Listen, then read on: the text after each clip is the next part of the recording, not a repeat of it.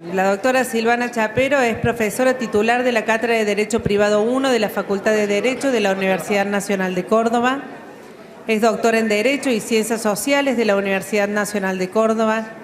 Directora del Instituto de Estudios de la Magistratura de la Asociación de Magistrados.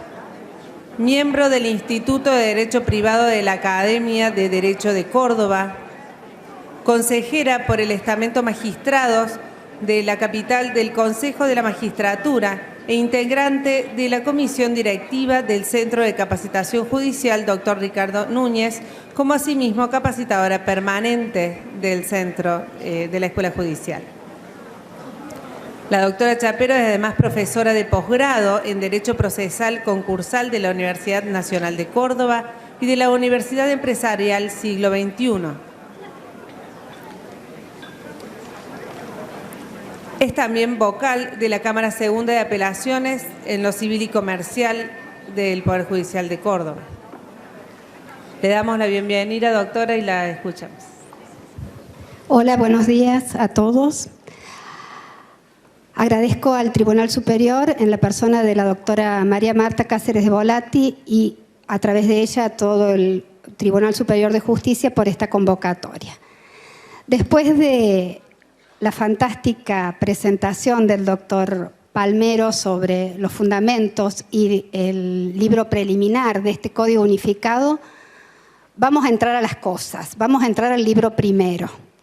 Lo primero que tenemos que marcar es que este proyecto unificado supera una de las principales críticas metodológicas que se le hacía al Código de Vélez, cuál era no haber seguido a Teixeiras da Freitas en su esbozo en la inserción de una parte general. Este código supera esa crítica metodológica y hoy tenemos en el libro primero la querida y ansiada parte general del Código Civil Unificado Civil y Comercial. Este libro primero, en cuanto a la persona, reduce los 16 artículos que le dedicaba Vélez a solo 3. Esto es una constante en el Código Unificado. Hay una reducción de articulado, lo cual nos va a obligar a analizar si la eliminación de una norma significa que el legislador ha entendido que esa norma debía ser derogada, o si por el contrario el legislador ha entendido que esa norma era superabundante y a pesar de no estar en el nuevo código, sigue siendo una vigencia ultraactiva. Hipótesis que el doctor Moacé va a ampliar en orden a la vigencia ultraactiva del viejo código. Mi disertación va a tratar de englobar 3 grandes aspectos. Es ambiciosa en el tiempo que me han asignado. Primero, tratar el polémico comienzo de la existencia de la persona. Luego, tratar la capacidad en esta franja etaria de los denominados niños, niñas, adolescentes y la incorporación de la autonomía progresiva en esta materia.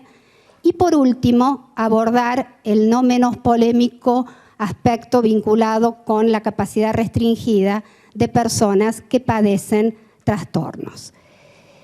El libro primero, parte general, comienza con la denominación de persona humana. Aquí el primer cambio terminológico. Nosotros nos referíamos a la persona de existencia visible o persona de existencia física. Hoy se habla de persona humana y se dice al respecto que, siguiendo la tesis de Jean Vías, que es innecesario definir la persona humana, como lo hacía Vélez en el artículo 51, porque en el siglo XXI ya nadie duda que la persona humana es el centro de todo el ordenamiento y que todos los demás derechos son instrumentales a este eje del sistema. Sin ir más lejos, encontramos abundantes fallos de la Corte Suprema que hacen hincapié en la centralidad de la persona humana dentro de nuestro ordenamiento. ¿Qué decía el artículo 70? He utilizado, por sugerencia de la Academia, el sistema comparativo. ¿Qué dejó de regir y qué es lo nuevo que entra a regir? Si ustedes advierten esta comparación, van a encontrar que no hay muchas modificaciones. El 70 nos decía, desde la concepción en el seno materno, comienza la existencia de las personas. El artículo 19 que nos rige hoy dice, comienzo de la existencia de la persona humana comienza con la concepción. Como ven, marqué en negrita seno materno. Se ha suprimido el seno materno. Así no lo había hecho el anteproyecto. Esto surgió en el Ejecutivo. ¿Y cuál es la explicación que se da en la eliminación del seno materno? La explicación tiene que ver con que tenemos vigente la Ley de Identidad de Género. La Ley de Identidad de Género permite a una persona que se autopercibe de otro sexo, sin necesidad de acudir a una cirugía de reasignación de sexo, a cambiar su sexo ante el registro. Esto supone que pueda haber una persona autopercibida hombre que pueda gestar un niño. De allí que se ha eliminado seno materno como armonización del nuevo derecho positivo a la Ley de Identidad de Género. Pero ustedes dirán, ¿por qué ha sido tan polémico este artículo 19? Al punto que se ha llegado a decir que estuvo en riesgo de no ser sancionado en virtud de la dificultad que traía este 19. La polémica viene por el texto que presentó la comisión, que no fue el que definitivamente se transformó en ley. La comisión había dicho que este artículo 19 debía quedar redactado así. La existencia de la persona humana comienza con la concepción en el seno materno. En el caso de técnicas de reproducción humana asistida, comienza con la implantación del embrión en la mujer, sin perjuicio de lo que prevé la ley especial para la protección del embrión no implantado. La ley especial, norma transitoria, artículo número 9, decía que la protección que se le iba a dar a este embrión surnumerario no implantado era la que le correspondía, no en su condición de persona, sino en su condición de categoría intermedia entre la cosa y la persona, que lo iba a decidir una ley especial. Este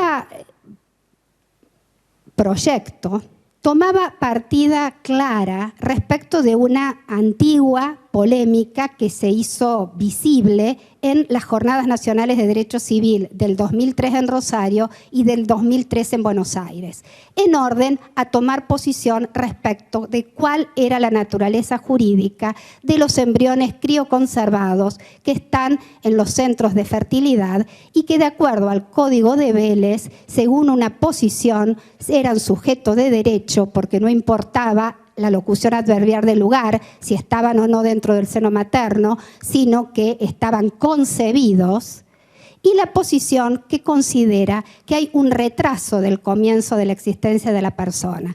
Desde la singamia, esto es, la unión de los espermatozoides, del espermatozoide y del óvulo, comienza la vida. Pero para la segunda concepción, la persona humana recién comienza con la anidación, esto es, con la implantación de este embrión en el seno materno. Debo reconocer que en ambas jornadas científicas, la doctrina argentina se pronunció en su mayoría por entender que concepción es equivalente a fecundación. Esto es, ese preciso momento de la unión de los 23 cromosomas masculinos con los 23 femeninos. La minoría, por el contrario, consideró que esto debía trasladarse hacia la implantación, buscando como fundamento que, de no entenderse que esto es así, se retrasan las técnicas de procreación humana asistida y se le impide a los adultos de gozar de ciertos derechos constitucionalmente reconocidos, como son derecho a fundar una familia, derecho a beneficiarse con los avances de la ciencia. Pero lo real es que el anteproyecto tomaba una postura clara. Podíamos estar de acuerdo o en desacuerdo, pero ya no cabía duda que el embrión crioconservado no era sujeto de derecho, era una tercera categoría digna de una determinada protección que el legislador de fondo había diferido a la ley especial. En la actualidad, al haberse suplantado y eliminado, podríamos decir mutilado este artículo 19, ¿en qué estado de cosas nos encontramos? Volvemos a estar en el estado anterior. La norma transitoria dice, y sigue diciendo, la protección del embrión no implantado será objeto de una ley especial. Se elimina la expresión en el seno materno por una necesidad de armonización con la 26743 de identidad de género, interpretación sistémica e identidad autopercibida sin necesidad de acudir a la intervención quirúrgica de reasignación de sexo. ¿Cuál es la realidad ante la mutilación? ¿Cómo debemos interpretar la finalidad de la ley? Ya como bien decía el doctor Palmero, no el espíritu del legislador, sino la ratio de la ley. La realidad es que nos vamos a encontrar con la necesidad de tomar partido respecto a la eficacia vinculante del fallo que dictó la Corte Interamericana de Derechos Humanos en el conocido fallo Artavia Murillo. Artavia Murillo es un fallo de la Corte Interamericana que se produjo como consecuencia de una ley de técnicas de procreación humana asistida muy restringido de Costa Rica, que dio lugar a que un grupo de parejas comitentes, matrimonios y parejas estables, llegaran ante la Corte Interamericana reclamando el derecho a acceder a estas técnicas para concretar el deseo del hijo propio. En esa oportunidad, la Corte Interamericana, acudiendo a pericias de asociaciones médicas mundiales, tomó posición en el sentido de que debe interpretarse el artículo 4 de la Convención en el sentido de que el sujeto de derecho recién comienza con la anidación o con la implantación. Esta norma, interpretada de esta forma por la Corte Interamericana, da lugar a que el jurista argentino se plantee en dos posibles posiciones. Una posición, que es la que plantea recientemente en una publicación una de las autoras del proyecto, que es Elena Hayton de Nolasco, que dice que los fallos de la Corte Interamericana son obligatorios aún para los estados no parte. Y otra postura que dice, por el contrario, que los fallos de la Corte Interamericana solo son obligatorios para el Estado parte y se puede extender la obligatoriedad a los casos análogos que hubiere en el mismo Estado parte, pero no obligatorio para los estados que no participaron en el caso. ¿Cuál es la posición que ha tomado un ilustre procesalista, el doctor Juan Carlos Hitters? Nos plantea lo siguiente: no hay duda por el artículo 62 y 68 de la Convención que el Estado parte tiene o queda atrapado o vinculado por lo que dice la Corte. Tampoco hay duda, después del caso de Paraguay, especialmente el caso de la Cantuta sobre las leyes de obediencia debida, que la Corte Interamericana actúa como una especie de tribunal constitucional, en el sentido de que se interpreta una norma de la Convención en un sentido, en todos los demás casos análogos que se susciten en ese país, no va a ser necesario que lleguen como caso a la Corte, sino que el Estado tiene la obligación de seguir la doctrina legal, esto es, no solo la letra de la Convención, sino la hermenéutica o doctrina legal que la Corte ha hecho de ese artículo. El problema es que ninguna norma de la Convención obliga al Estado que no es parte, como sería en este caso la Argentina, a seguir la interpretación legal de la norma interpretada. Es verdad que hay quienes dicen que por la Convención de Viena existe una obligación ética de los Estados miembros de hacer un seguimiento de cómo interpreta el órgano interpretador auténtico de la Convención, como es la Corte Interamericana, y hacer aplicable esto. Pero lo que nos dice Hitter y nos advierte al respecto es que también existe el artículo 29 de la Convención que establece el principio pro homine o el principio de progresividad, que hace que si un Estado no parte tiene un ordenamiento interno que es más favorable hacia la protección humana, no tendría por qué estar obligado a un sistema menos favorable. Lo real es que en la situación actual nos encontramos prácticamente en el mismo estado de polémica que estábamos antes del artículo 19. ¿Por qué? Porque el Ejecutivo mutiló el artículo y sacó del ámbito de certeza que las integrantes de la comisión del anteproyecto habían generado, en un sentido que nos puede gustar o no, pero que era claro en orden a que el embrión crioconservado no era sujeto de derecho, sino que era vida humana susceptible de protección, pero no sujeto de derecho, lo cual obviamente tiene una gran trascendencia en orden a la destinación de estos embriones. Si no es sujeto de derecho, es posible su destrucción a un tiempo determinado. Si es sujeto de derecho, la única destinación digna para un embrión crioconservado es un vientre materno para lograr la continuidad de su desarrollo vital y acceder a la vida plena. ¿Qué otros cambios hay? Época de la concepción, Vélez hablaba de que queda fijada en todo el espacio del tiempo comprendido entre el máximo y el mínimo de la duración del embarazo, y en el 77 establecía el plazo máximo y el plazo mínimo que nos permitía establecer la época de la concepción en los 120 días que quedaban entre los 300 y los 180. Todos sabemos que en la actualidad, con el avance de las técnicas de ADN, estos plazos y estas presunciones legales han perdido cierta trascendencia práctica. Lo real es que el artículo 20 del nuevo Código Unificado transcribe prácticamente lo mismo y tiene una mejoría metodológica porque habla primero de la duración del embarazo y luego de la concepción, distinto que lo hacía Vélez en una forma metodológica opinable. ¿Qué pasa con el artículo 70? Aquí, a mi modo de ver, se ha perdido una oportunidad de asumir una crítica que toda la doctrina venía haciendo de este artículo 70. El 70 decía, desde la concepción en el seno materno comienza la existencia de las personas y antes de su nacimiento pueden adquirir algunos derechos como si ya hubiesen nacido.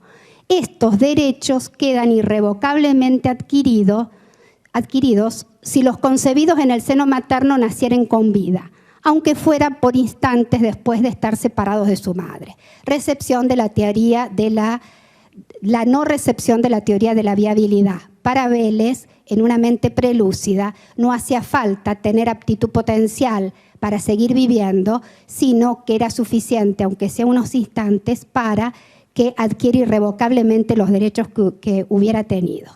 El tema es que la crítica que se le hacía a este derecho era que si la persona no nacía con vida, lo que se perdían eran los derechos patrimoniales de los que hubiera adquirido durante el tiempo de la gestación, pero no se perdía la personalidad, porque la personalidad no es condicional.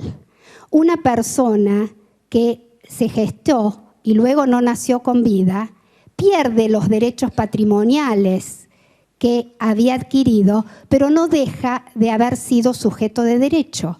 Prueba de ello es que si una madre gestante reclamó alimentos durante el tiempo del embarazo y los percibió porque un juez se los otorgó provisoriamente, el no nacimiento con vida no va a obligar a devolver los alimentos percibidos. Otra prueba de ello es que si en el caso de un hecho ilícito como accidente de tránsito falleciere la madre con el embrión en gestación, no podemos decir que el no nacimiento con vida nos permita concluir que esa persona nunca existió. Prueba de ello es que los fallos jurisprudenciales otorgan indemnizaciones más altas cuando fallece una mujer embarazada que cuando lo hace una mujer que no está en este proceso de gestación. De ahí que lo correcto hubiera sido que el artículo 21 dijera que si no nace con vida, se considera que no se adquieren irrevocablemente los derechos patrimoniales que el gestado hubiera recibido. Por ejemplo, herencia, donación, legado, pensión o cualquier derecho patrimonial. Pero todos los demás derechos sí los adquirió y los ejemplos que le di dan prueba de ello. Esto creo que es una oportunidad perdida que tuvo el codificador en este tema. Acá el artículo 21 tiene una desconexión con la mutilación del artículo 19.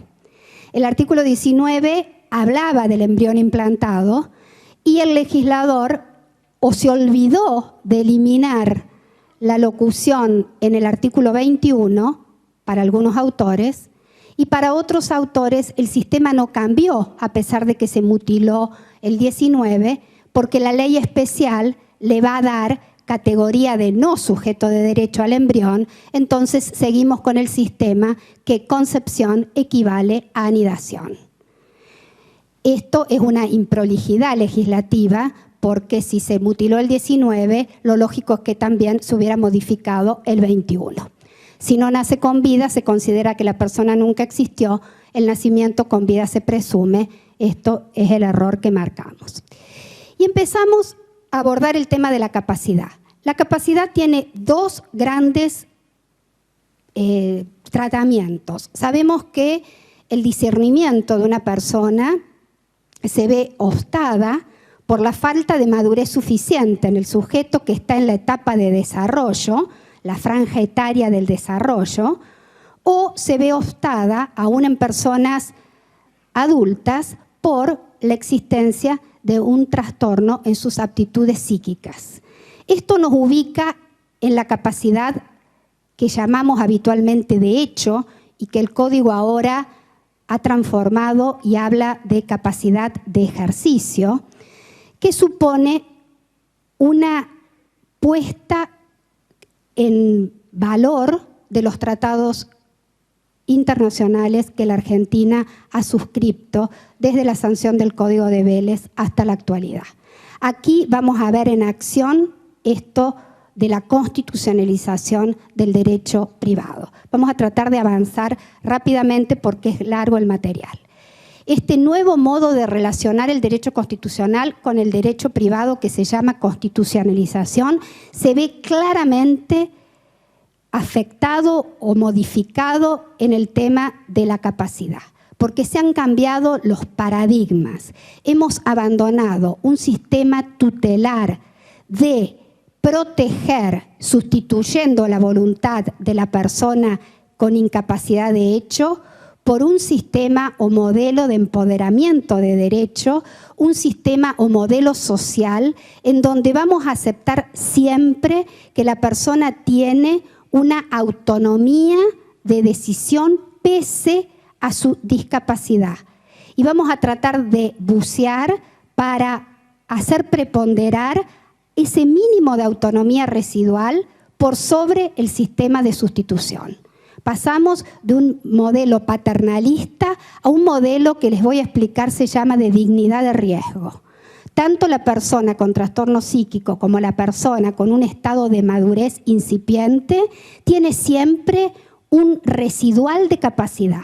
Y este ordenamiento, a la luz de los tratados internacionales, va a tratar de que se respete este residual, no sustituyéndolo y representándolo, sino apoyándolo para que se ponga en un estado de igualdad respecto de los otros contratantes con los quienes se vincula en el ámbito de la vida civil. ¿Cómo lo vamos a ver? Esto está inserto en el inciso 23 del 75. Recién el doctor Palmero hablaba de que la Constitución tiene acciones positivas. El inciso 23 del 75 nos llama a darle a esta categoría de personas que se inscriben dentro del grupo de personas vulnerables un tratamiento de mayor respeto a su autonomía. En particular, niños, mujeres, ancianos y personas con discapacidad. La búsqueda es esta, la dignidad. El código trae en dos ámbitos una recepción de este concepto de dignidad. No porque no estuviera en el código anterior, pero aquí se lo positiviza y se lo visibiliza.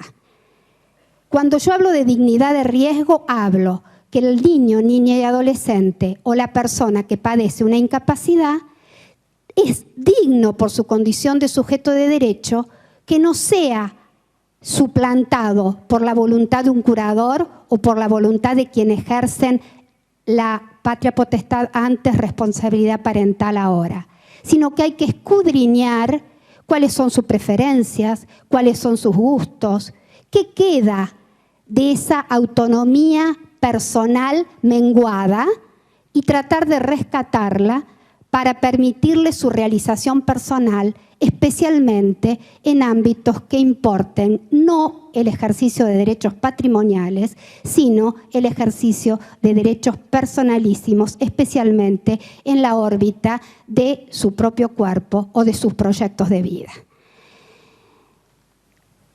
Consagra la autonomía de la voluntad o de la autodeterminación. Como ustedes ven, el Código avanza en conceptos que son ajenos a lo estrictamente jurídico y rígido de la capacidad negocial para abordar ámbitos de la bioética o de la ciencia de la medicina sobre el cuerpo. Y vamos a ver qué impacto tiene esto dentro del Código. Rápidamente, autonomía supone habilidad de la persona para adoptar decisiones que considere más convenientes en orden al ejercicio de sus derechos personalísimos a la vida y a la salud. El concepto de autonomía como algo no estanco, que abandona el régimen rígido de Vélez, que consideraba menores desde el nacimiento con vida hasta los 14 años, menores impúberes y menores púberes de los 14 a los 21 y luego reducido por la ley de mayoría de edad a los 18. Este, por el contrario, no es un concepto rígido que nos permite establecer una fecha a partir de la cual todas las personas alcanzamos la madurez suficiente para comprender los actos que realizamos, sino que es un sistema variable, como es en la realidad. La realidad, no todas las personas adquirimos la madurez en el mismo momento. Dependemos de un montón de circunstancias personales, sociales e incluso de lugar. Se recepta la Convención Internacional del Derecho del Niño y la Convención sobre los Derechos de las Personas con Discapacidad. Este es el plexo que está arriba en la cúspide y que tenía que necesariamente armonizarse con el Código Civil, so pena de que la Argentina incurra en responsabilidad internacional.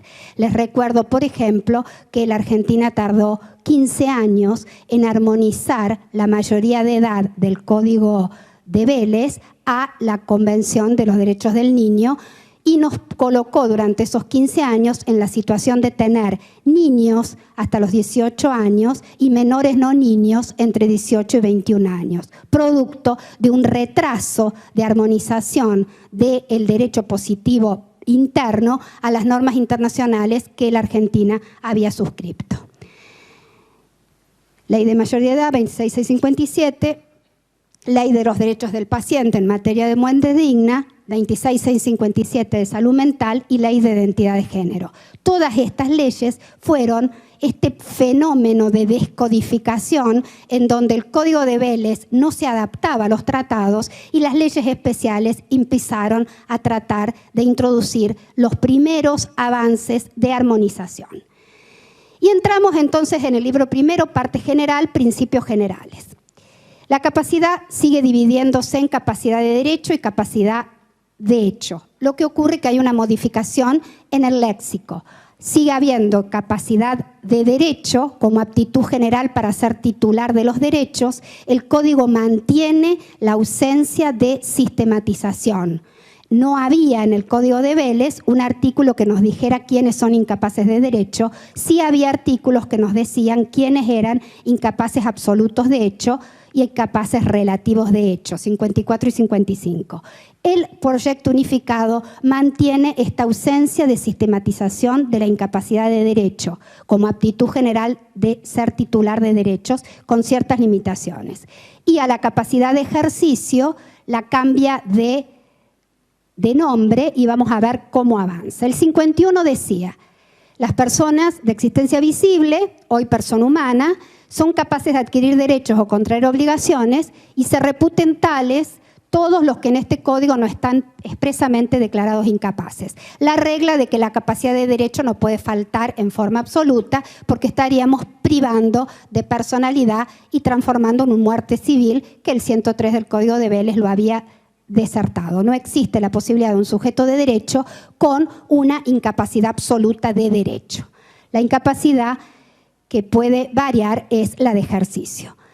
Actualmente el artículo 22 dice: toda persona humana goza aptitud para ser titular de derechos y deberes jurídicos. La ley puede privar o limitar esta capacidad respecto de hechos, simples actos o actos jurídicos determinados. Estén atentos a esta enumeración, porque ahora va a ser el juez el que va a tener que determinar, en muchos casos, cuáles van a ser los actos para los cuales el menor o la persona con discapacidad va a estar habilitado o va a tener madurez suficiente o va a tener autonomía residual para decidir por sí mismo, porque ya el código no les da la solución del problema, como lo hacía el código anterior. ¿Cuáles son las limitaciones a la capacidad de derecho? La van a encontrar no sistematizada, pero en los contratos prohibidos, actos que los padres no pueden realizar respecto de la persona de los bienes de sus hijos, los tutores y curadores, en los contratos en particular, la donación, el tutor no puede recibir en donación bienes de la persona que está bajo su tutela, las inhabilidades para contratar, inhabilidades generales, incapacidad de derecho, inhabilidades especiales. Los cónyuges en el Código de Vélez no podían contratar entre sí en ningún caso. Actualmente, el 1002, con un cambio que introdujo el Ejecutivo al proyecto de reforma, establece que los cónyuges no van a poder contratar si están bajo el régimen de comunidad. Sí podrán hacerlo, por el contrario, se adoptaron el régimen de separación de bienes, en donde ya no existe incapacidad de derecho para contratar entre cónyuges. La incapacidad para suceder por testamento, en la misma situación, incapacidades de ser titular en situaciones especiales respecto de una persona en particular. Y ahora entramos en la incapacidad de ejercicio. El 53 le decía que son permitidos todos los actos y todos los derechos que no fueran expresamente prohibidos, independientemente de su calidad de ciudadanos y de su capacidad política. Este era el texto de Vélez. ¿Cómo se modificó? Capacidad de ejercicio. Toda persona humana puede ejercer por sí misma sus derechos, excepto las limitaciones expresamente previstas, en este código y en una sentencia judicial. Aquí empieza a empezar a interesarnos a los operadores de la justicia cuál va a ser el cambio de paradigma que va a tener que reflejarse en nuestras sentencias. Capacidad de ejercicio. Toda persona humana puede ejercer por sí misma sus derechos, excepto las limitaciones expresamente previstas en este código y en una sentencia judicial. ¿Qué se ha eliminado hasta ahora? La diferenciación entre incapacidad de hecho absoluta y relativa. Incapacidad de hecho absoluto para Vélez, personas por nacer, dementes declarados tal en juicio y sordomudos que no sabían darse a entender por escrito. Incapaces relativos, los menores púberes entre 14 y 18 años. Está totalmente eliminada la categoría de menor impúber y también la de menor adulto, porque esa rigidez de una franja para diferenciar entre alguien que no podía hacer nada en el mundo de la vida civil, salvo los pequeños contratos de contado y salvo adquirir la posesión de los derechos reales que les permitía prescribir por su capión, no había ningún otro acto que el menor de 14 años pudiera hacer por sí mismo que no estuviera con la espada de Damocles de la nulidad por falta de intervención de su representante.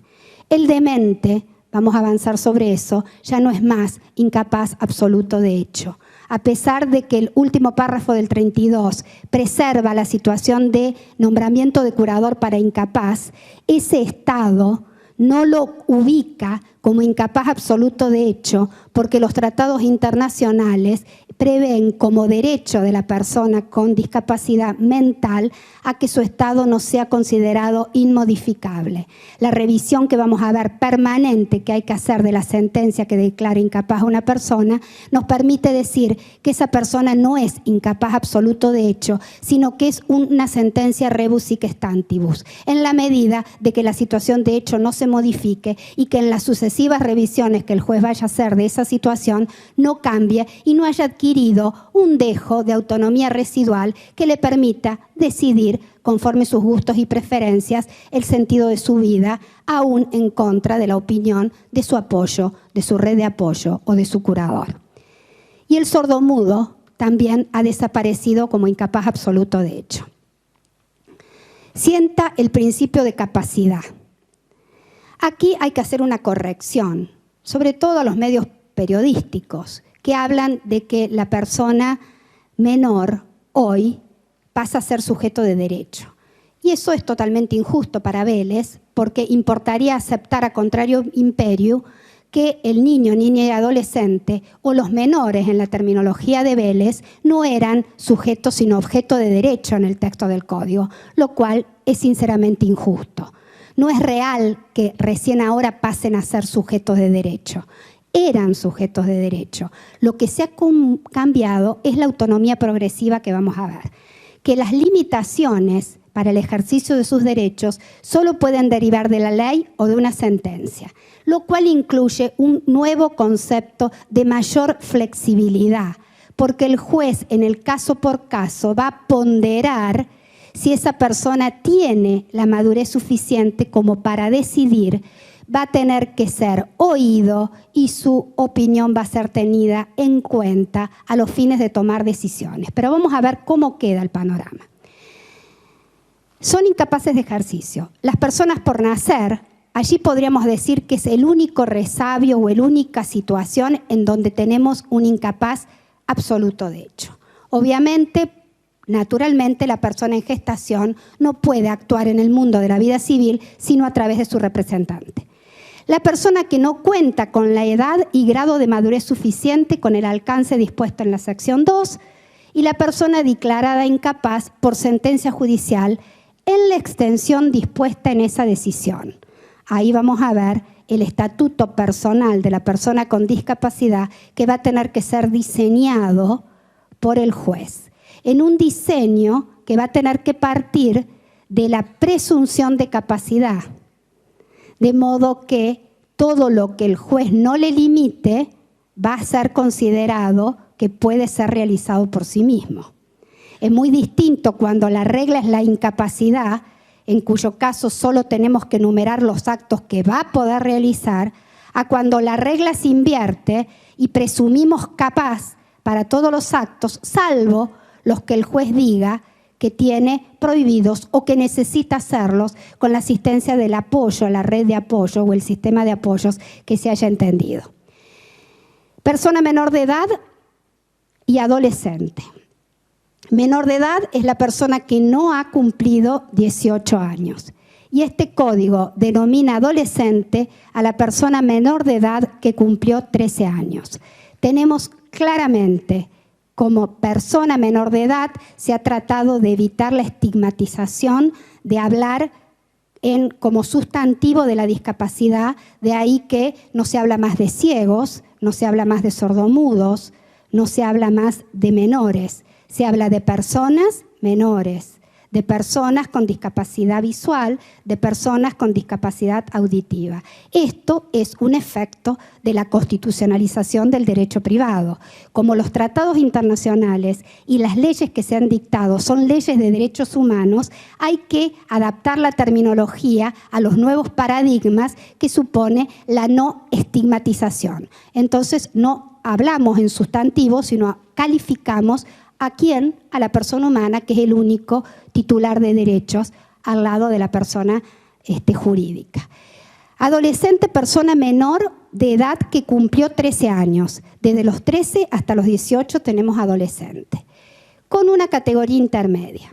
Menores de edad, todas las personas desde el nacimiento hasta los 18. Dos categorías, niños, niñas y adolescentes, que se llaman genéricamente desde el nacimiento hasta los 13, y adolescentes desde los 13 hasta los 18, que es la mayoría de edad.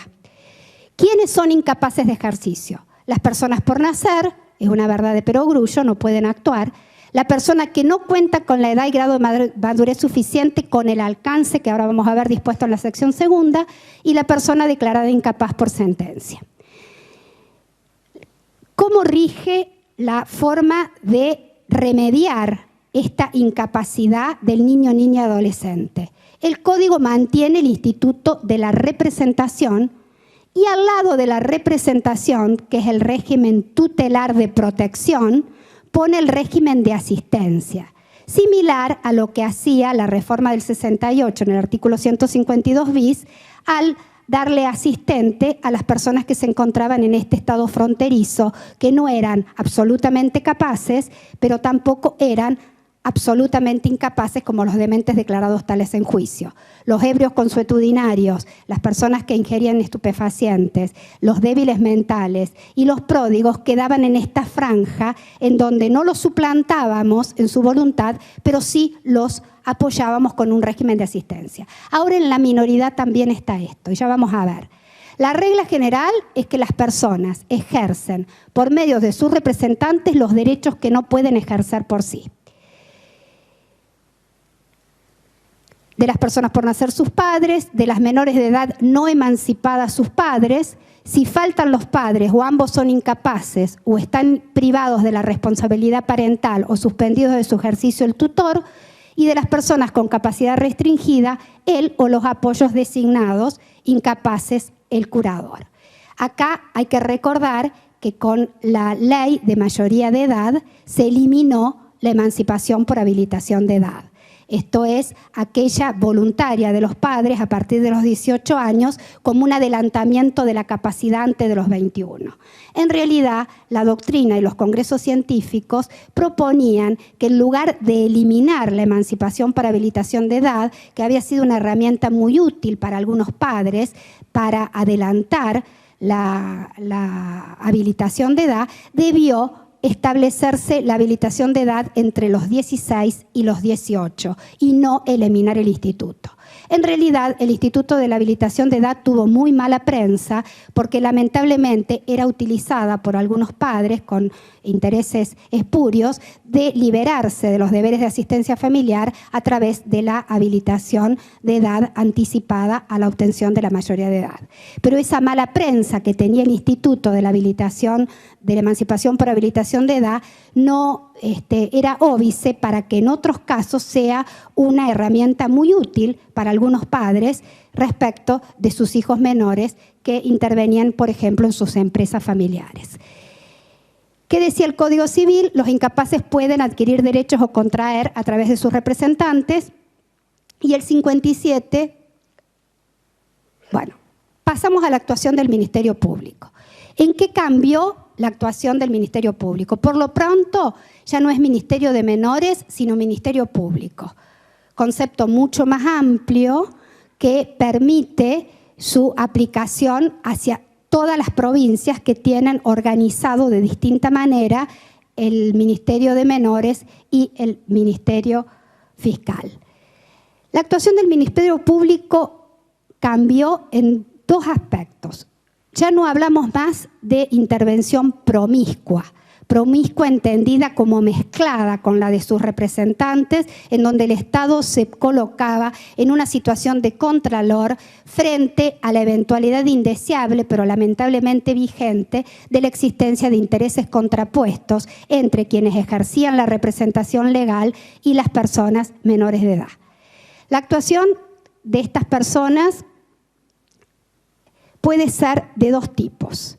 La complementaria, que equivale a la conjunta, equivale a la promiscua, también utilizada en el sentido de mezclada.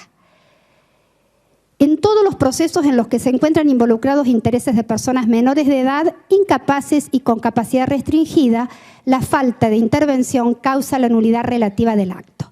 Ven que la intervención complementaria se refiere a procesos. Quiere decir que estamos en una intervención judicial. Esta prácticamente se equipara a la promiscua. Solo deja en claro algo que la doctrina y la jurisprudencia ya había dicho, que la nulidad que acarreaba la no intervención del Ministerio Público en una causa que debía intervenir no acarreaba una nulidad absoluta que obligaba a retrotraer el proceso a los pasos anteriores, sino que era meramente relativa, tan es así que el integrante del Ministerio Público que asistía al proceso avanzado podía advertir que no había conculcado ningún interés de la persona vulnerable y ratificar lo actuado y continuar interviniendo a partir de allí. Antes no lo decía el Código, ahora lo dice con todas las letras, pero es una recepción legislativa de una práctica que ya era aceptada. Cuando los derechos de los representados están comprometidos y existe inacción de los representantes, allí es principal. ¿Cuándo es principal? Cuando falta la acción de la persona que la ley le da la representación del vulnerable. Cuando el objeto del proceso es exigir el cumplimiento de los deberes a cargo de los representantes, obviamente un claro ejemplo de interés contrapuesto, si la persona menor tiene que reclamar el incumplimiento de deberes de asistencia familiar, obviamente necesita la intervención de un tercero neutral que participe. Cuando carecen de representante legal y es necesario proveer la representación. Quiere decir que lo principal es en ausencia de o en caso de interés contrapuesto. Pero observen el último parte. En el ámbito extrajudicial, el Ministerio Público actúa ante la ausencia, carencia o inacción de los representantes legales cuando están comprometidos los derechos sociales, económicos y culturales. Acá es muy claro que la ley ha previsto la actuación pública cuando están en juego estos derechos de segunda generación, derecho a la salud, derecho a la vivienda, derecho a la educación. Pero adviertan algo que me sorprende y que creo que va a ser motivo de debate. No se prevé la actuación del Ministerio Público en los actos extrajudiciales en donde intervenga un menor que tenga un representante que no sea inactivo. El artículo 59 del Código de Vélez preveía siempre la intervención promiscua del Ministerio Público en todo acto judicial o extrajudicial en que interviniera un menor. Por ejemplo, la recepción de una cuantiosa indemnización por daños y perjuicios celebrada con la compañía de seguros. Con el Código de Vélez necesitaba la intervención del Ministerio Público para que controlara si los intereses del menor estaban debidamente resguardados. Aquí, la actuación del Ministerio en el ámbito extrajudicial parece quedar reducida a los casos de inacción y en el caso que estuvieran comprometidos estos derechos de segunda generación, derecho a la educación, a la salud y a la vivienda. Un tema que no dudo que va a ser objeto de debate. Puntualmente, este tema de la capacidad es el tema de parte general en las jornadas de Bahía Blanca próximamente, a celebrarse próximamente. El 26, el ejercicio de los derechos de la persona menor de edad. Ejerce su derecho a través de sus representantes. No obstante, y aquí empieza a introducirse la constitucionalización del derecho privado. Acá vamos a tener que hacer una división entre capacidad negocial para los ámbitos patrimoniales y capacidad en el ámbito extrapatrimonial que suponga el ejercicio de derechos personalísimos y fundamentalmente la toma de decisiones de salud sobre el propio cuerpo o que tengan que ver con un proyecto de vida de la persona menor. El 26 nos introduce este concepto. No obstante, la que cuenta con edad y grado de madurez suficiente puede ejercer por sí los actos que le son permitidos por el ordenamiento jurídico. En situaciones de conflictos de intereses con sus representantes legales, puede intervenir con asistencia letrada. Y luego incorpora lo que es una realidad en los tratados: la persona menor de edad tiene derecho a ser oída en todo proceso judicial que le concierna, así como a participar en las decisiones sobre su persona. No me quiero adelantar. La patria potestad queda prácticamente idéntica, se modifica la terminología, ya no es patria potestad, sino responsabilidad parental, se modifica el término padres por progenitores, y cuando se habla sobre la persona y bienes para su protección y formación integral en Vélez, se agrega para su desarrollo. Incide el tipo de acto a realizar y aquí viene la gran diferencia que vamos a tener que hacer. entre el ejercicio de derechos personalísimos y actos de contenido patrimonial. En los actos de contenido patrimonial, la modificación no es tan trascendente. Miren el 690. Cuando contrate con terceros, los progenitores pueden celebrar contratos con terceros en nombre de su hijo en los límites de su administración. Solo le pide que informen al hijo que cuenta con la edad y grado de madurez suficiente. No se modifica el régimen de actuación del padre representante del menor en el ámbito negocial.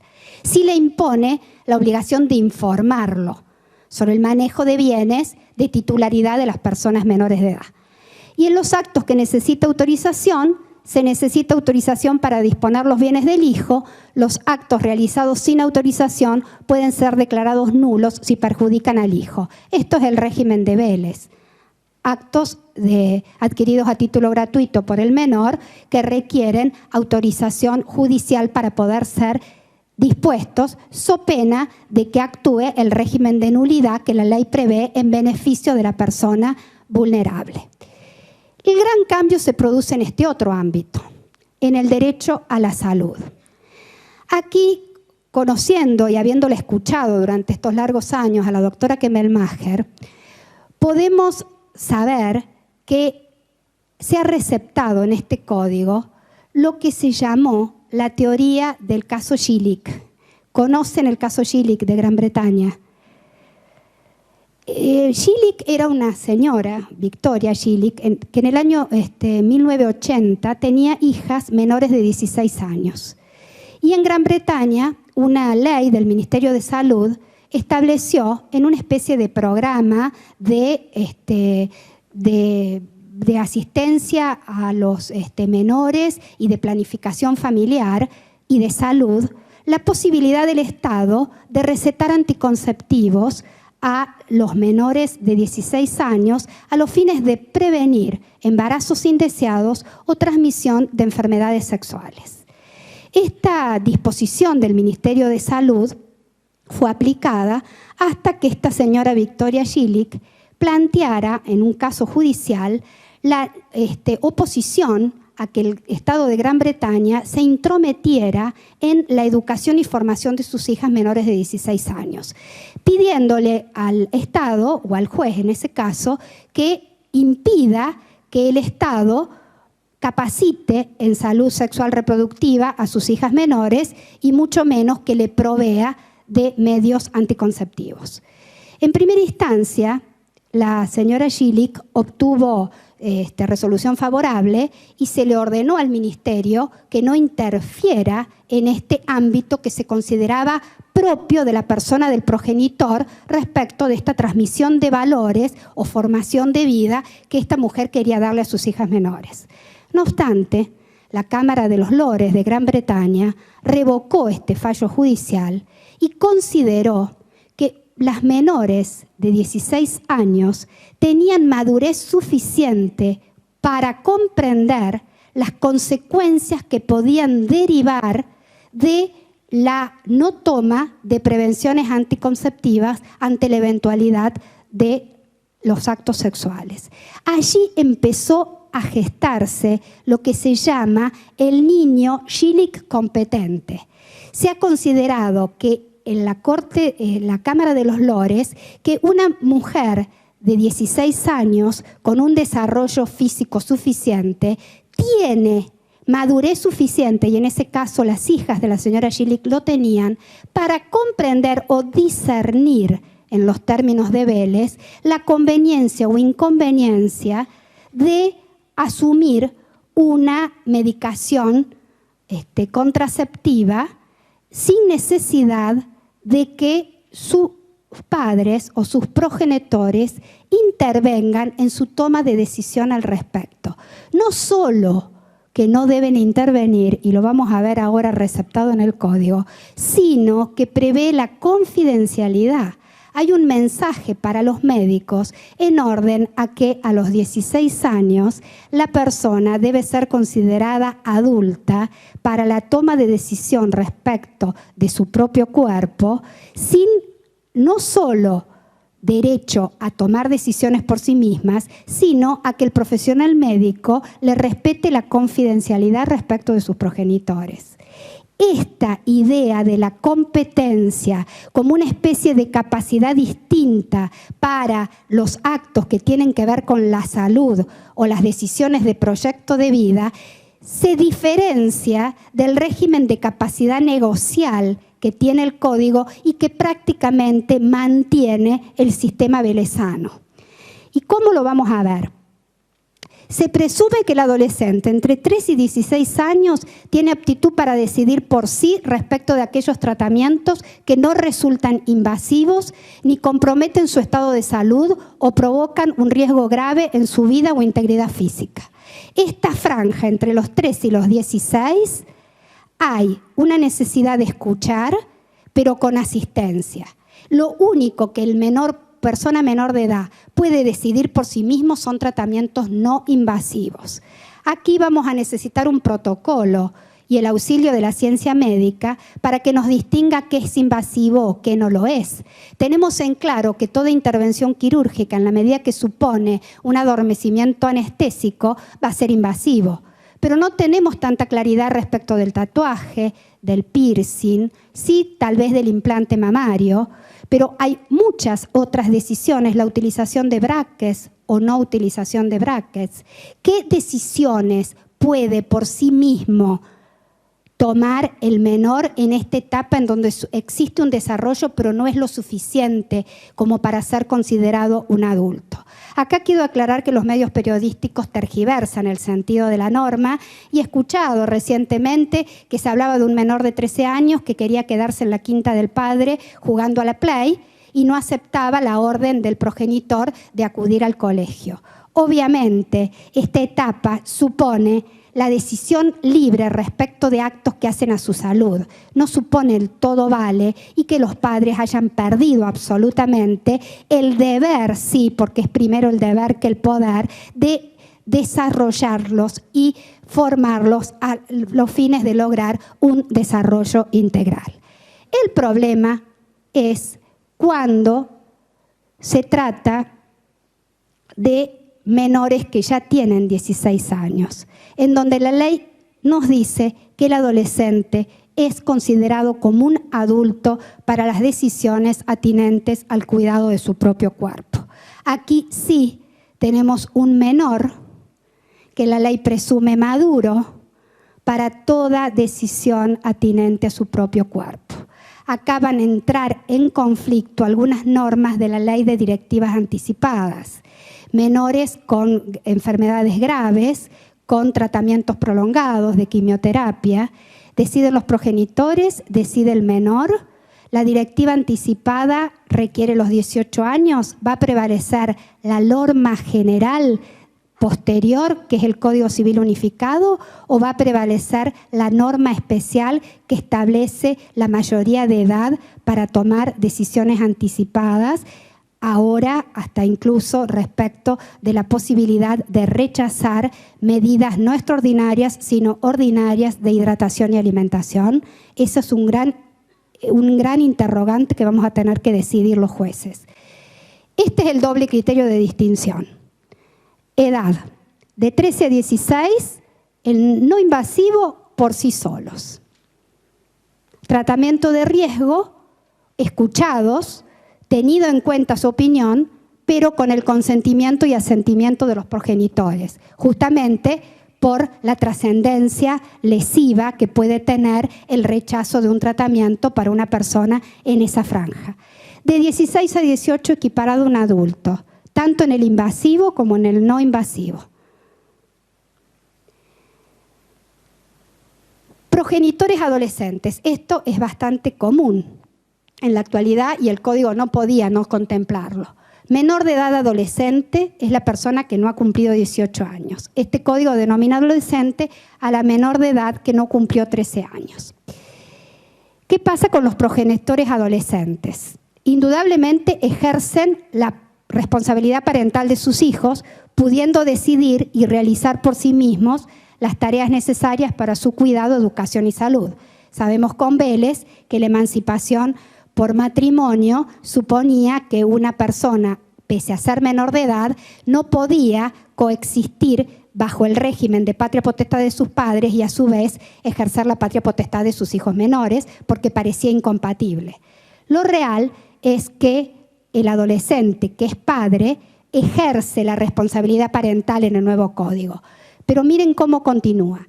La persona que ejerce la responsabilidad parental del progenitor adolescente, digamos los abuelos, que tengan un hijo bajo su cuidado, pueden oponerse a la realización de actos que resulten perjudiciales para el niño y también pueden intervenir cuando el progenitor omite realizar las acciones necesarias para preservar su adecuado desarrollo. Quiere decir que el abuelo, además de tener responsabilidades de asistencia, también tiene posibilidad de tomar decisión cuando hay actos que realicen sus hijos adolescentes respecto de sus nietos que puedan resultar perjudiciales o cuando se omiten las acciones necesarias, acciones de salud, por ejemplo, necesarias para la persona del menor. El consentimiento del progenitor adolescente debe integrarse entonces con el asentimiento de cualquiera de sus progenitores, abuelos, si se trata de actos trascendentes para la vida del niño, como su entrega con fines de adopción, intervenciones quirúrgicas que ponen en peligro su vida u otros actos que pueden lesionar gravemente sus derechos. En caso de conflicto, el juez debe decidir a través del procedimiento más breve previsto por la ley local. Acá la participación y esta ampliación de facultades a las que hacía alusión el doctor Palmero, que en el código se repite en todas las cuestiones álgidas. En caso de intereses contrapuestos entre el progenitor abuelo y el progenitor adolescente, va a tener que el juez decidir, por supuesto, aplicando este interés superior del niño. Actos con consentimiento de ambos progenitores, autorizarlo para ingresar, sigue más o menos el 264 cuota del Código Civil. Voy avanzando porque me piden 10 minutos y me falta todo salud mental. Lo voy pasando rápido. La obligación alimentaria ya todos la conocemos, que se extiende hasta los 21, pero el legislador se arrepintió y se dio cuenta que a los 21 la mayoría de nuestros hijos menores de edad no han accedido al título universitario, entonces amplió a 25 años la obligación alimentaria con la facultad del progenitor obligado de demostrar que ese menor tiene medios suficientes como para proveérselos por sí mismo. De lo contrario, se extiende hasta los 25 años con la única obligación de la persona adulta de demostrar regularidad en los estudios. Avanzo entonces con esto, emancipación judicial. Lamentablemente les voy a dejar el PowerPoint para que accedan a él porque no quisiera dejar de tratar el tema de la salud mental. La actividad económica queda perfectamente marcado la diferencia del peculio obtenido a título gratuito, totalmente separado del obtenido por el ejercicio de un título habilitante o de una actividad laboral, con obviamente todas las facultades de la persona menor para disponer de este bien que ha logrado por su propio esfuerzo. En esto no ha cambiado. Empezamos con la capacidad. El Código Civil no tenía este artículo 31 ni ninguno que se le pareciera. ¿Por qué? Porque acá se pone en evidencia que el derecho privado se ha constitucionalizado. Las reglas que enumera el 31 son todas reglas de derechos humanos que el juez que interviene en personas con discapacidad no puede olvidar. Primero, que la capacidad general de ejercicio de la persona humana se presume aun cuando se encuentre internada. Queda claro que la persona internada no por ello es persona con discapacidad. Y al revés, hay personas con discapacidad que no son internadas, que no están internadas. Son dos situaciones totalmente distintas que esta regla la deja en claro. Luego, las limitaciones de la capacidad son excepcionales y siempre en beneficio de la persona. Este propósito tuitivo de proteger la autonomía personal residual de una persona con trastorno mental. C. La intervención estatal tiene siempre carácter interdisciplinario tanto en el tratamiento como en el proceso judicial. La persona tiene derecho a recibir información a través de medios técnicos y tecnologías adecuadas para su comprensión. Esto ya está receptado en la 26657 y obviamente en la Convención Internacional de Personas con Discapacidad, que adquirió valor constitucional a fines de noviembre del 2014. La persona tiene derecho a participar en el proceso judicial con asistencia letrada, que debe ser proporcionada por el Estado, y deben priorizarse las alternativas terapéuticas menos restrictivas de los derechos y libertades. Acá les voy a decir que el cambio radical lo produjo la Ley de Salud Mental. Si ustedes van al artículo 3 de la 26657, van a ver que el cambio está en que ya el presupuesto para la declaración de discapacidad no es más psiquiátrico. Se abandonó el modelo médico-psiquiátrico, en donde necesitamos la pericia de un médico que nos indicara que había una enfermedad o trastorno mental. ¿Y por qué se suplantó? Por el modelo social de discapacidad. ¿Y por qué digo que esto está en el artículo 3 de la Ley de Salud Mental? Porque allí definen qué es salud mental. Y al definir la salud mental, consideran que es un estado de construcción social, que es necesario el auxilio de la medicina, pero no suficiente. La mirada de la persona con discapacidad en el modelo social supone una mirada desde distintas disciplinas, desde la enfermería, desde la psicología, desde la filosofía, desde la asistencia social. El juez que tenga que redactar el estatuto personal de la persona con discapacidad no va a poder estar exclusivamente asesorado por un perito médico. Va a necesitar analizar la persona dentro de su contexto y para eso va a necesitar el auxilio de otras disciplinas. Este cambio es trascendente. ¿Por qué?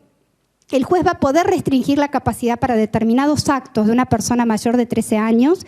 Obviamente se pasó de 14, que era la franja etaria a partir de la cual se podía pedir la discapacidad de una persona, se bajó a 13, porque obviamente ya no hay más división entre púberes e impúberes. Y obviamente menos de 13 años ya es una persona con capacidad restringida por la edad, no se le puede agregar una discapacidad por la salud mental.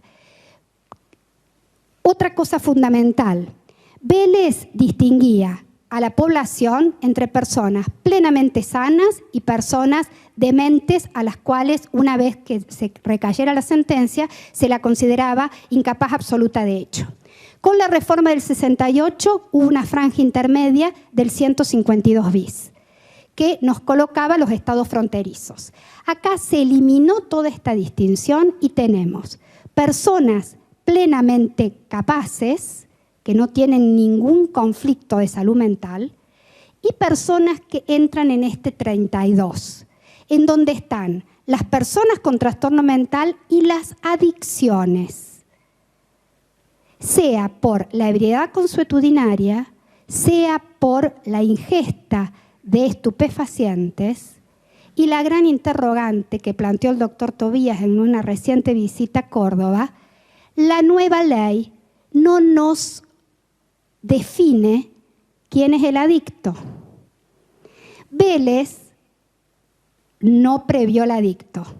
La reforma del 152 bis lo previó en el inciso primero y nos dijo que adicto era el ebrio consuetudinario y quien ingería estupefacientes en forma permanente. La ley habla de adictos. Tobías pregunta, ¿eso no va a dar lugar a que los jueces interpreten que en el término adicción se encuentran comprendidos otro tipo de adicciones? Adicción al juego, adicción al sexo, adicción a la computadora, adicción, hay muchas adicciones. Esto, obviamente, si acudimos a la interpretación histórica, vamos a decir que adicto se refiere a lo que se refería al inciso 1, pero no necesariamente esto va a ser así. Siempre es que tiene que ser una alteración prolongada, siempre que se estime que de su ejercicio puede resultar daño a su persona o a sus bienes. En relación a dichos actos, la regla no es la sustitución por un curador que suplante la voluntad, sino la regla es que se le otorgan los apoyos necesarios que prevé el 43, especificando las funciones con los ajustes razonables en función de necesidades y circunstancias. A esto es lo que se ha llamado la dignidad de riesgo. La persona que padece una adicción, a la persona que tiene un trastorno mental, no se la va a suplantar, sino se la va a tratar de colocar en el mismo estado de igualdad respecto de las otras personas con quienes se relaciona en la vida civil a través de apoyos. El modelo es no el de médico psiquiátrico de considerarlo una persona enferma, sino de considerar una persona que requiere apoyos para encontrarse en situación de igualdad con los demás. Pero estos apoyos, a diferencia del curador, deben promover la autonomía y favorecer las decisiones que respondan a las preferencias de las personas protegidas. Acá está de nuevo la constitucionalización del derecho privado. El curador ad litem o el curador definitivo antes objetivamente evaluaba qué era lo mejor para la persona del discapacitado. Hoy la directiva es, este apoyo va a tratar de escudriñar cuáles son los gustos o preferencias que esta persona que tiene una autonomía menguada, pero que le puede quedar un margen de autonomía residual, pueda decidir respecto de su persona o de sus bienes. Nunca el juez puede, como era antes, escudriñar la voluntad del curador. Hay que buscar los gustos y preferencias de la persona en cuya tutela se ha instaurado todo este procedimiento. Por supuesto, sistema mucho más flexible, pero mucho más difícil para el operador judicial, máxime cuando esta tarea exorbita la incumbencia profesional de los jueces que somos abogados y no somos ni asistentes sociales, ni médicos, ni psicólogos. Entonces la ayuda multidisciplinaria y el abordaje con los equipos técnicos y la utilización de todas esas salvaguardias o ajustes razonables van a suponer medios técnicos que el Poder Judicial va a tener que proveerle a los jueces para que puedan hacer efectivo esta mirada flexible de la persona con discapacidad. Por excepción, esta es la última parte del 32, ¿se eliminó la incapacidad del código? No, existe pero excepcional. La regla es la capacidad, la excepción es cuando una persona se encuentre absolutamente imposibilitada de interaccionar con su entorno y expresar su voluntad por cualquier modo, medio, formato y el sistema de apoyos resulta ineficaz, el juez puede declarar la incapacidad y designar un curador. Pongamos el ejemplo lamentable de Cerati. Esa persona en ese estado que no tiene posibilidad ni aún con el ajuste razonable, ni aún con el apoyo, ni aún con la red de comunicación, expresar cuál es su voluntad, obviamente no le queda al sistema otro camino que ir al régimen de suplantación de voluntad por la persona de su curador. ¿Cómo era antes? Capaces plenos del 52, incapaces absolutos, incapaces relativos. ¿Cómo queda ahora? Capaces plenos del 23, incapaces absolutos las personas por nacer, porque no podemos dejar de decir que la persona por nacer sigue siendo incapaz absoluto. De hecho, capaces restringidos, más una subespecie, que es el del 48, el pródigo, que el legislador lo trató separado del 32. Pensando tal vez que el interés protegido en la prodigalidad no es la persona del incapaz, sino el grupo familiar que lo integra. Ahora yo me pregunto si no se va a poder, por vía del 32, declarar a un pródigo sin familia, capaz restringido, en defensa de la persona del pródigo, como no lo había pensado el reformador del 68, ¿se me entiende? Al hablar de adicto en forma genérica, tal vez una interpretación pueda ser que puede entrar por el 32 y otra que tiene un artículo específico, que es el 48, que prevé solo la protección en la medida de que haya un patrimonio familiar a defender. Y los incapaces relativos del 32. El presupuesto biológico, antes era una enfermedad. Ahora el presupuesto biológico se suplantó por uno intrínseco, que supone adicción, alteración mental permanente y prolongada y suficiente gravedad. Y el extrínseco es que el ejercicio de su plena capacidad puede resultar daño a su persona. Acá el artículo 3 hace pie. Presupuesto biológico ya no es el certificado médico que se pedía al iniciar una insanía para demostrar la verosimilitud de la petición y tratar de eliminar demandas aventuradas. Ahora dudo que pueda ser solo de un médico tratante. Puede ser un certificado de la red de contención o puede ser de la red de apoyo, que es el instituto en donde estuvo internado la persona, por ejemplo, podría emitir el primer certificado que dé comienzo a una discapacidad. ¿Legitimados en qué cambió el propio interesado? Antes, el propio interesado tenía que participar en el proceso, pero no podía él promoverlo. Obviamente, no se modificó el sistema en orden a que no existe la posibilidad de declarar discapaz a una persona de oficio. Siempre se requiere petición de parte. Pasa que en el elenco de personas autorizadas para peticionarlo, ahora está el propio interesado. Y como no podía ser de otra forma, al cónyuge se lo equiparó con el conviviente. Conviviente y no integrante de unión convivencial. Esto nos va a dar mucho que hablar.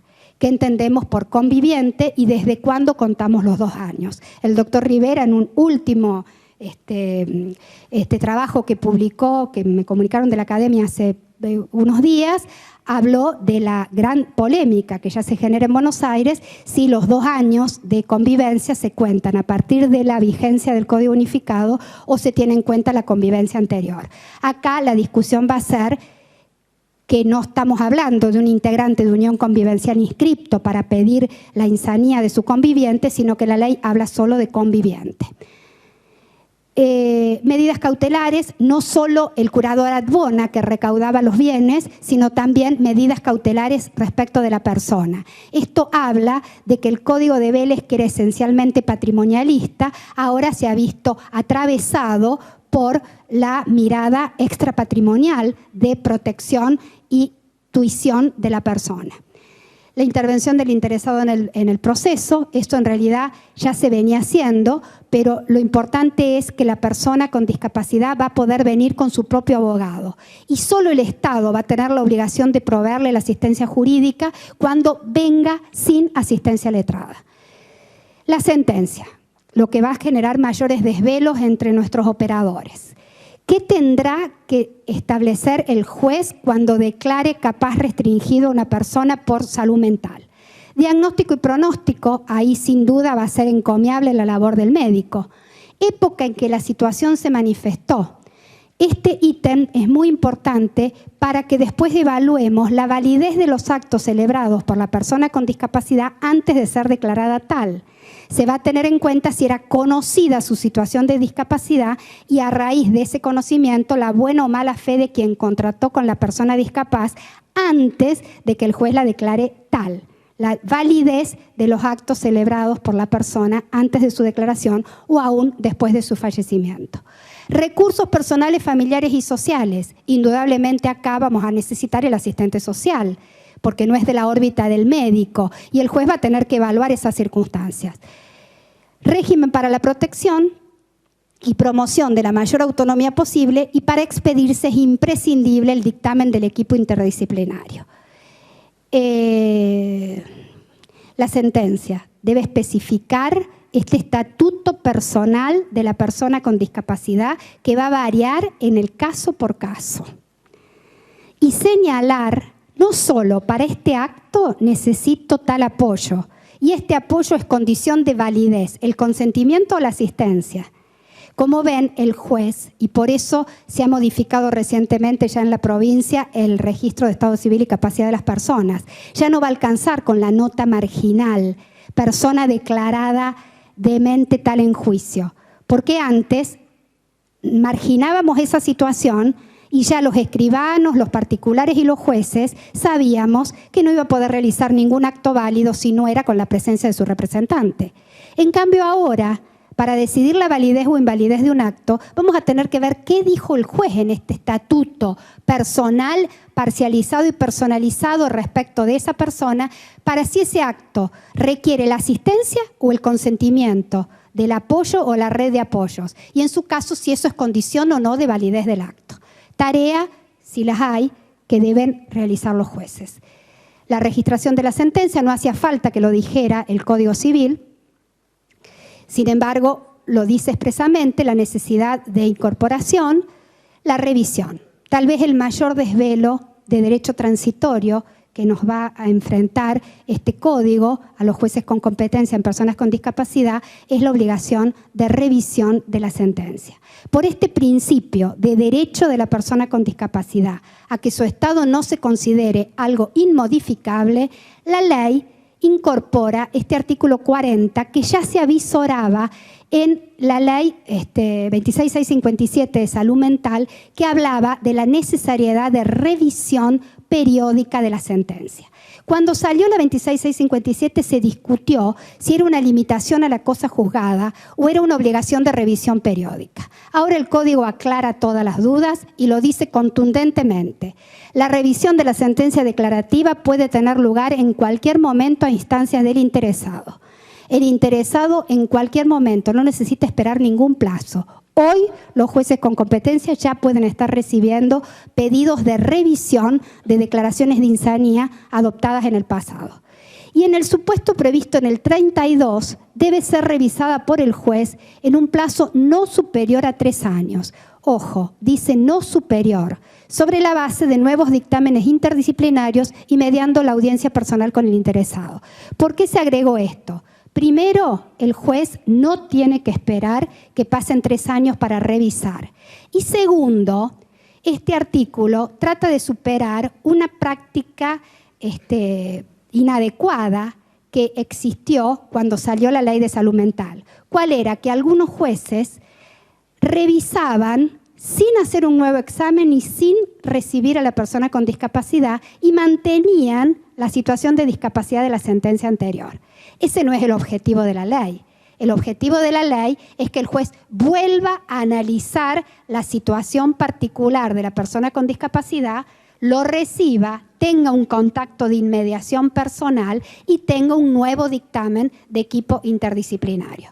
Debo reconocerles que el doctor Rivera, también en reciente visita, manifestó que hablando con el Defensor General de la Nación, quien tiene a cargo el Ministerio Público, le manifestó que en provincia de Buenos Aires era prácticamente impracticable la posibilidad de que los jueces, con el caudal de trabajo que tengan, bajen todas las declaraciones de insanía que tienen archivadas y las revisen en forma simultánea.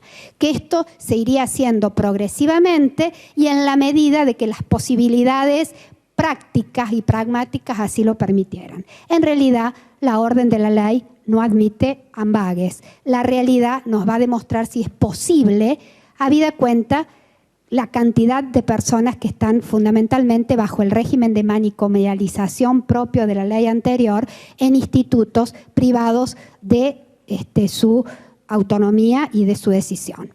El Ministerio Público es el último garante y controlador de que esta tarea de revisión sea realizada por la justicia. Ha puesto en manos del Ministerio Público una tarea. Y por último, nos describe, a pesar de que, como dijo el doctor Palmero, un código no es apto para definiciones, hay veces en cambios paradigmáticos tan importantes como los que se dan en esta materia, es necesario que la ley nos diga qué es el apoyo. Apoyo es cualquier medida de carácter judicial o extrajudicial que facilite a la persona que lo necesite la toma de decisiones para dirigir su persona, administrar sus bienes y celebrar actos jurídicos en general, judicial o extrajudicial. Acá están incluidas las redes de apoyo. Las medidas de apoyo tienen como función promover la autonomía y facilitar la comunicación, la comprensión y la manifestación de la voluntad de la persona para el ejercicio de sus derechos. Pueden ser personas humanas y pueden ser personas jurídicas. Hay instituciones que contienen, por ejemplo, a las personas con problemas de adicciones que pueden ocupar el rol de red de apoyo para la toma de decisiones de las personas con ese tipo de patologías. Asesoramiento, interpretación, contención, codecisión, son todas las variables que los jueces pueden poner en sus sentencias, salvo en casos excepcionales de representación. La función, promover la autonomía, esto es la autopercepción, la autodeterminación, esa facultad de dictarse sus propias normas para decidir sus propios proyectos de vida. Y las salvaguardias, que también tienen raigambre constitucional, supone la inexistencia de abuso, conflicto de intereses ni influencia indebida. El juez, al momento de designar el apoyo, La ley especialmente lo alerta que tiene que tratar de evitar de designar a una persona que, aunque pertenezca a su entorno íntimo, tenga intenciones de ejercer sobre esta persona una influencia indebida. Esto es, cercenarle su autonomía, su capacidad de decidir conforme sus gustos, conforme sus preferencias de la persona con discapacidad. Ha sido un poco más rápido de lo que pensaba, el tiempo me acucia. Como última reflexión les planteo, creo que uno de los temas que va a generar polémica es la interpretación de la primacía de este régimen de capacidad que establece el Código Unificado en relación con las leyes especiales. Ley de trasplantes de órganos, ley de identidad de género, ley de directivas anticipadas y derecho del paciente. Ya encontramos en la doctrina publicada opiniones en claro diciendo que la ley especial, aunque sea anterior, debe prevalecer sobre la general, con lo cual para donar un órgano no alcanzaría con tener 16 años.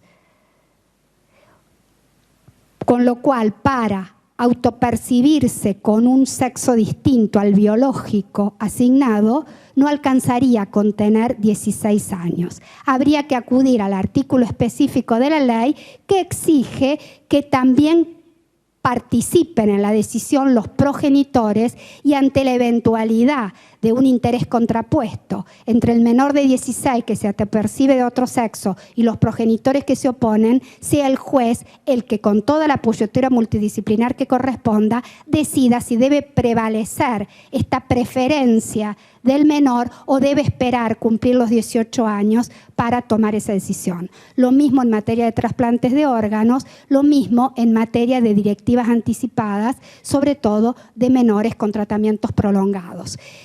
Siempre nos han enseñado que la ley especial prevalece sobre la general. La particularidad es que tenemos, y que la ley posterior deroga la anterior. Aquí tenemos la particularidad de leyes especiales anteriores que tendremos que decidir si se ven modificadas por leyes generales posteriores, como es nuestro reciente Código Unificado. Les agradezco mucho la paciencia. Muchas gracias. Muchas gracias, doctora Chapero.